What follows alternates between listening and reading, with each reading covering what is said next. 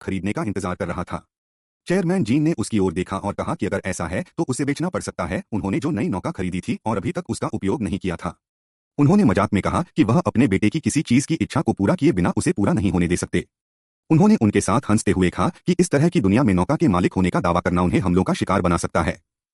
देखो कौन बात कर रहा है। जून ने जवाब दिया कि उनके विशाल अनुभव ने उन्हें सामान्य रूप से सलाह देने की अनुमति दी है। अध्यक्ष ने हंसते हुए जून को बताया कि वह रॉयल्टी के मामले पर सहमत हैं। फिर उन्होंने विषय को एक तरफ रख दिया और बड़े पैमाने पर उत्पादन से संबंधित एक बड़ा दस्तावेज निकाला, जिसमें जून को बताया गया कि यह यही असली वजह थी कि उसने उसे यहाँ बुलाया था। जून दस्तावेज लेता है और पाता है कि यह एक उत्पादन है। अनुरोध प्रपत्र में पूछा गया कि क्या उन्होंने से संयुक्त चीफ ऑफ स्टाफ को पहले ही प्रस्तुत कर दिया है।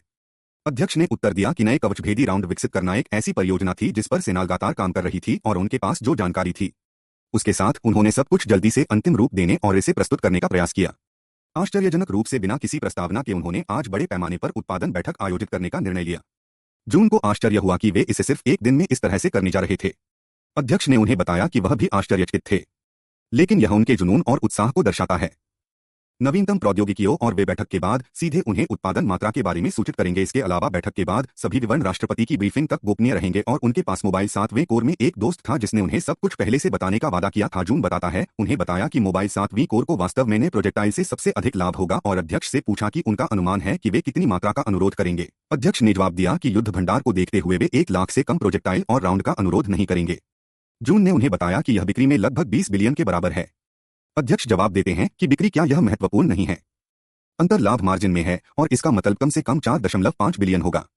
जून का कहना है कि चूंकि यह विशेष गोला बारूद है इसलिए मार्जिन कम से कम 30% होना चाहिए, जिसका अर्थ है लगभग 6 बिलियन।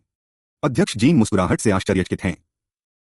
मूल्य और जून ने उन्हें बताया कि विनिर्माण लाइनों का जोड़ा मूल्य आसानी से हासिल किया जा सकता है यदि वह पिछले डिलीवरी भुगतान में 6 बिलियन जोड़ते हैं। एनटीओ बिना किसी सैन्य समर्थन के स्वतंत्र रूप से उन्नत हथियारों के विकास को निधि देने में सक्षम होंगे। स्मार्ट का विचार प्रक्षेप्य जून के दिमाग में लगातार घूम रहा है क्योंकि वह इसके बारे में सोच रहा है। चेयरमैन जून की बातों से प्रभावित है और उसे बता रहा है कि ऐसा लगता है कि ऐसी कई बातें हैं जो जून ने छिपा रखी हैं। जून इस अवसर का लाभ उठाता है और चेयरमैन को अपना विचार बताने वाला होता है, लेकिन एक अधिकारी के फोन की घंटी की आवाज ने उसे परेशान कर दिया, जिससे जून को लगा कि इस कंपनी के सदस्यों के पास हथियार विकसित करने से कहीं बड़ी समस्याएं हैं।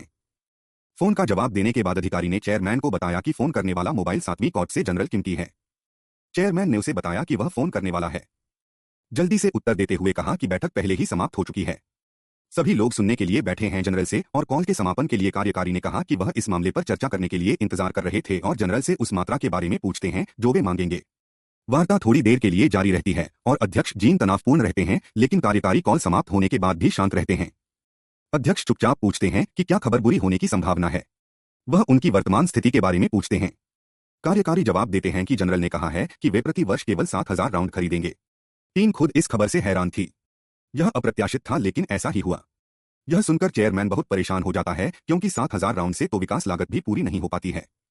बुरी खबर सुनकर चेयरमैन बुरी तरह हिल जाता है और फोन उठाने के लिए जाता है ताकि वह खुद जनरल से बात कर सके और पूछ सके कि क्या चीफ ऑफ स्टाफ उपलब्ध है। वह फोन उठा लेता है, फोन करता है और कमरे से बाहर चला जाता है, फिर वापस आता है और फोन डेस्क पर रख देता है। जून उत्सुकता से चेयरमैन से पूछता है कि प्रतिक्रिया क्या थी और चेयरमैन जवाब देता है कि उन्होंने दावा किया था कि देश के आर्थिक संकट के कारण बजट तंग था। यह सब झूठ था। जून हैरान हो जाता है और पूछता है कि क्या चेयरमैन को कुछ संदेह है, जिस पर वह जवाब देते हैं कि अगले साल एक प्रमुख रक्षा परियोजना है जिसमें वे शामिल नहीं हैं। यदि वे कवचभेदी गोल परियोजना पर अधिक व्यय अब अगले वर्ष का बजट कम कर दिया जाएगा। जून ने उन्हें बताया कि इसीलिए उन्होंने अपनी परियोजना रद्द कर दी है। अध्यक्ष ने हताशा में उत्तर दिया कि अगले वर्ष की परियोजना की कीमत 3 ट्रिलियन से अधिक है। जून को लगता है कि यह एक दुर्लभ अवसर है। संयुक्त चीफ ऑफ स्टाफ में ओल्ड गार्ड 200 बिलियन बनाम 2 ट्रिलियन। यदि वे इस वर्ष का बजट जीओ की परियोजना पर खर्च करते हैं तो आयोग 10 गुना हो जाएगा। अगले साल के मुनाफे में उनका हिस्सा कम हो जाएगा। इसलिए जून ने अध्यक्ष से पूछा कि उन्होंने मूल रूप से कितना खर्च करने की योजना बनाई थी। इस परियोजना को सुरक्षित करने के लिए उन्हें दे दो।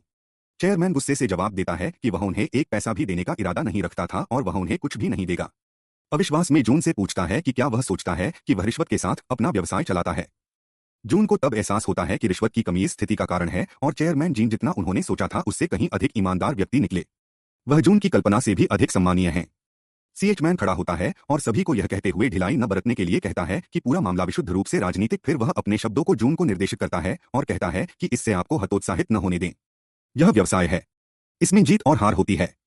फिर अध्यक्ष यह कहते हुए चले जाते हैं कि वह पहले आगे बढ़ेंगे और उन्हें शुभकामनाएं देंगे, लेकिन जून उन्हें बुलाती है और कहती है कि उन्होंने ऐसा नहीं किया है।